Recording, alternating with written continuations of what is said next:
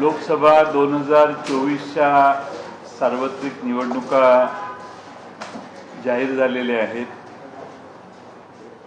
त्यामध्ये महाराष्ट्रातील राष्ट्रवादी काँग्रेस पक्ष, शरदचंद्र पवार या पक्षाचे काही उमेदवार आता मी घोषित करत आहे। यापूर्वी काँग्रेस, शिवसेना आणि आमचे सर्व मित्रपक्ष यांच्याशी बरीचशी चर्चा झालेली आहे आणि त्यामुळं पक्षांतर्गत जे उमेदवार निश्चित करण्यात आलेले आहेत त्यांची नावं मी आपल्याला या ठिकाणी सांगतो। लोकसभा मतदारसंघ क्रमांक 8 वर्धा, लोकसभा मतदारसंघ क्रमांक 8 वर्धा श्रीयुत अमर काळे, लोकसभा मतदारसंघ 20 दिंडोरी भास्करराव भगरे,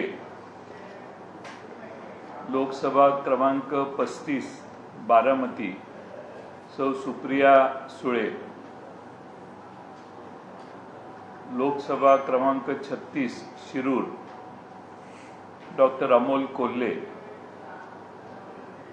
लोकसभा क्रमांक 37 अहमदनगर श्रीयुत निलेश लंके।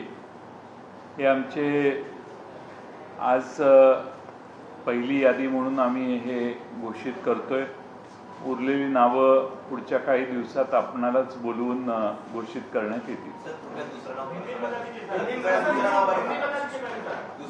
भास्कर भगरे, भास्करराव भगरे, दिंडोरी 20 नंबर। 2024 के लोकसभा चुनाव का ऐलान हो चुका है। हमारी जो मित्र पार्टी या पक्ष है, शिवसेना, कांग्रेस, इनसे बहुत दिन से बातचीत हो रही थी। उसमें से कुछ निष्कर्ष पे हमारी आगाड़ी आई है। उसमें जो राष्ट्रवादी कांग्रेस पार्टी के हिस्से में कॉन्स्टिट्यूंसीज आई है उसके उम्मीदवार तय करने के लिए हमारे पार्लियामेंट्री बोर्ड ने पहले 4 दिन के पहले यहाँ पे ही बैठक ली थी।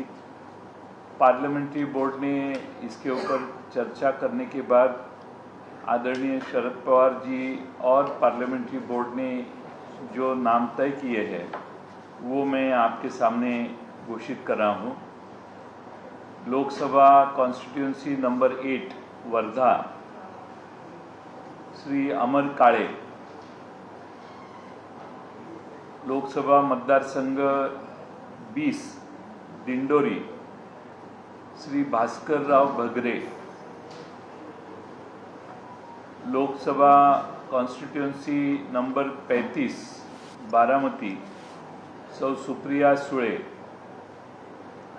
Lok Sabha constituency number 36 Shirur doctor Amol Kolhe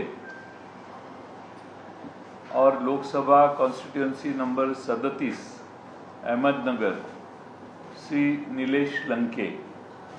ये 5 नाम हमने आज घोषित किए हैं। इसके बाद में दूसरी लिस्ट हम जल्द से जल्द आपके सामने रखेंगे, घोषित करेंगे। मुझे उम्मीद है कि 4 दिन के बाद हम फिर मिल पाएंगे।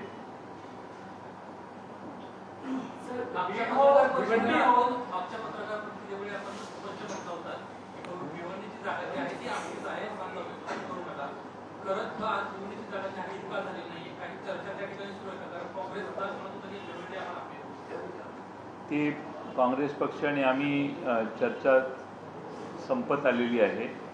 आम्ही त्याच्या बाबतीतला निर्णय आपल्याला लवकरच कळवू।